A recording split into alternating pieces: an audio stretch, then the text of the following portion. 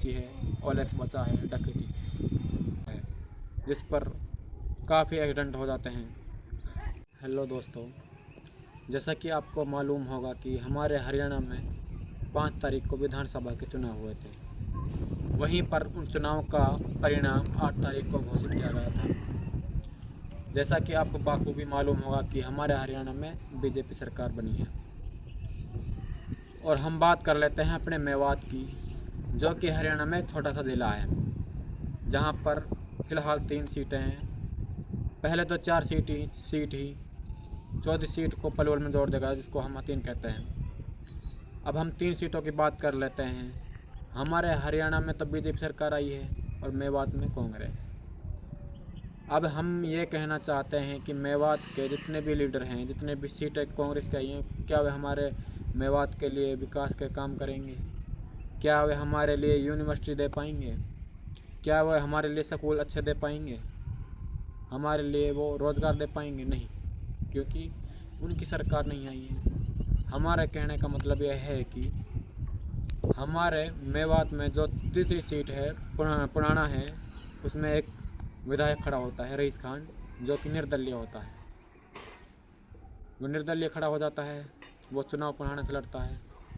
उसके बारे में मेवात के लोग अफवाह क्या फैलाते हैं कि वो बीजेपी का आदमी है। अगर जीतता है तो वह बीजेपी में जाएगा, कोई विकास नहीं करेगा मेवात के लिए। हम उन लोगों से कहना चाहते हैं कि अगर आपने यहाँ से रईस खान को जिताया होता तो आज वो बीजेपी में जाते। चाहे वो किसी भी सरकार, कोई भी सरकार बनती, निर्दलीय थे, उनके पास ऑप्शन था, वो जो भी सरकार बनेगी उसमें जाते। अगर वो आज बीजेपी में जाते, हमारे मेवात के युवाओं के लिए रोज़गार मांगते, वहीं पर यूनिवर्सिटी मांगते, वहीं पर हमारे मेवात में कोई स्कूल अच्छा नहीं है, स्कूल मांगते, रोड अच्छे नहीं है, होडल का रोड देख लो, पुराना से होडल, पिनंगवा से पुराना का रोड देख लो, बिल्कुल ख़त्म है, सिंगल रोड है, जिस पर काफ़ी एक्सीडेंट हो जाते हैं। वो हमारे मेवात के लिए कुछ ना कुछ तो काम करता, पर नहीं, मेवात के लोगों को क्या चाहिए? कांग्रेस। हम ये पूछना चाहते हैं, हमारी मेवात के लिए कांग्रेस ने क्या करा है? और जो ये फ़िलहाल लीडर बने हैं, 5 साल पहले रहे थे, इन्होंने हमारे मेवात के लिए क्या किया है? और वहीं पर हम बात कर लेते हैं इलियास मंत्री की, जो कि हमारे हरियाणा के मंत्री भी रह चुके हैं। उन्होंने कभी उस टाइम पे विकास हमारे मेवात के लिए नहीं किया, वो अब क्या कर पाएंगे? तो उनका जब चुनाव शुरू हुआ था, उनका क्या कहना था?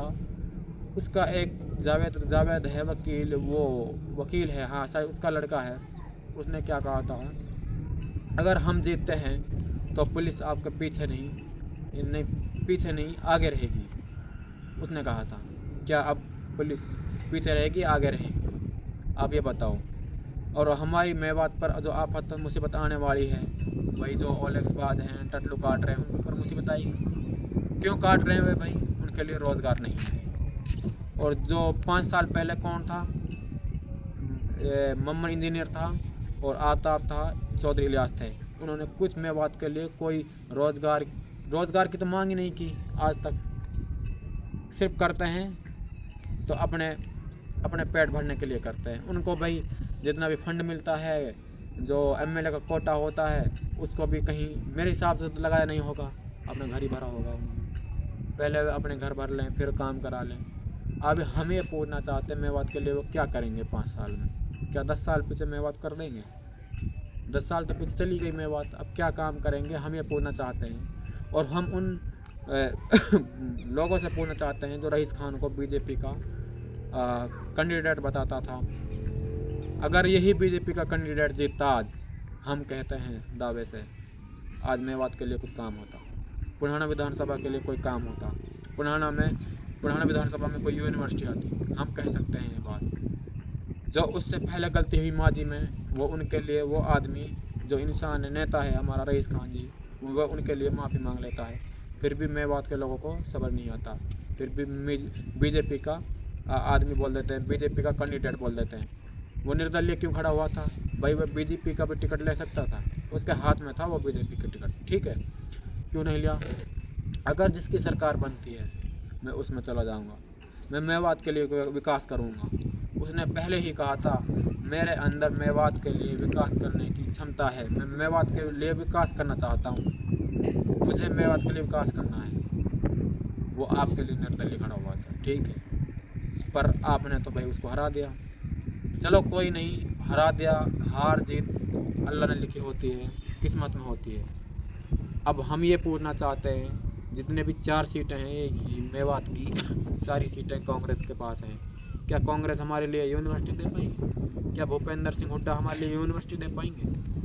दीपेंद्र सिंह हुड्डा हमारे लिए यूनिवर्सिटी दे पाएंगे? स्कूल दे पाएंगे? रोड दे पाएंगे? कुछ भी हमारी मेवात में एक भी ऐसा अच्छा काम नहीं है जो हमारी मेवात में हुआ पड़ा है। हम देख लेते हैं खूनी रोड को, खूनी रोड पर आए दिन हादसे होते हैं। क्यों होते हैं? क्योंकि वो सिंगल रोड है, आमने सामने कोई गाड़ी भिड़ जाती है, यानी कि टक्कर हो जाती है, उनमें कई लोग मर जाते हैं, पूरे परिवार ख़त्म हो जाता है। क्यों ख़त्म हो जाता है? हमारी मेवात के लोगों की सोच के कारण। हरियाणा में सरकार कोई होती है हमारी मेवात में विधायक कोई और होता है, यही हमारी मेवात है।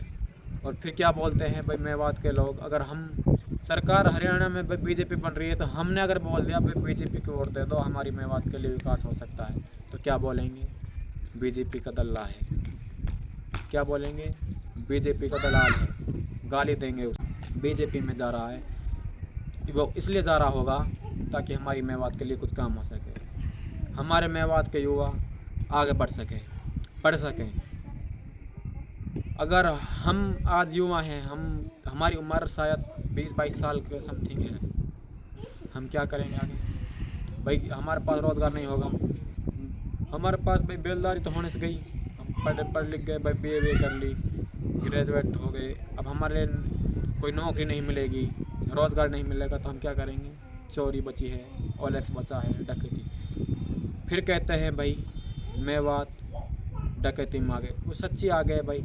मेवात के खुद लोग नहीं चाहते कि हमारी मेवात का युवा आगे बढ़े, उनकी सोच ही गलत है, बीजेपी के खिलाफ हरदम रहते हैं। आप देखेंगे कि 2023 में मेवात में एक दंगा हो जाता है जिसको नाम दिया जाता है नूह दंगा, और वहीं पर हमारे हरियाणा के मुख्यमंत्री होते हैं मनोहर लाल खट्टर जी, और वो दंगा शायद इतना बड़ा भी नहीं था, और उस दंगे को बड़े बड़े चैनलों ने इतना बढ़ा चढ़ा कर बताया था। क्यों बताया था?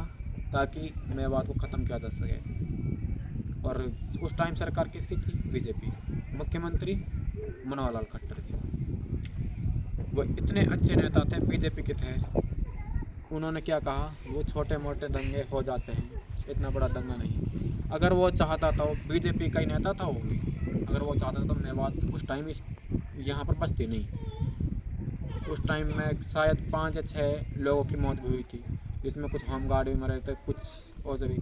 अगर हम किसी धर्म की ओर उंगली उठाते हैं तो उस पर लगती है 295 धारा। तो उस टाइम उस मनोहर लाल खट्टर जी ने कोई एक्शन इतना खास नहीं लिया था। अगर बीजेपी चाहती तो मेवात को ख़त्म कर सकती थी। आप सोच रहे, हमारे मेवात के लोग खुद ही नहीं चाहते हमारी मेवात का विकास हो। क्या उन्होंने 5 साल में, जितने भी मेवात में पहले 5 साल पहले नेता रहे थे, कांग्रेस के ही रहे थे, उन्होंने क्या हमारे मेवात के लिए रोज़गार की मांग की? आपसे मैं पूछना चाहता हूँ। हमारे मेवात के लोग ही नहीं चाहते कि हमारे मेवात का युवा आगे बढ़े। तो हम जो अब हो गया, आगे से हम यही कहना चाहते हैं, अपनी मेवात के लिए कुछ करो और मेवात के युवाओं के लिए कुछ सोचो। हम हर एक मेवात के व्यक्ति से कहना चाहते हैं अपने चैनल के माध्यम से। बस हमारा यही संदेश था, यही कहना था कि भाई मेवात को बचा लो। मेवात में कुछ भी नहीं है, ना यूनिवर्सिटी है, ना रोड है, ना बिजली की समस्या पूरी होती है, हर चीज़ की समस्या मेवात। हम यही कहना चाहते हैं, जो सरकार ऊपर हो उसको वोट करो, चाहे बीजेपी हो चाहे कांग्रेस हो। सरकार कोई अच्छी नहीं होती अगर बुरा करना पाए। कांग्रेस ने कोई अच्छा काम नहीं किया जो उसने 70 साल राज किया है, ठीक है। हम यही कहना चाहते हैं भाई, सरकार वो चुनो जो हमारे विकास की बात करे, ना कि दंगे की, ना कि भाईचारे को बिगाड़ने की। धन्यवाद।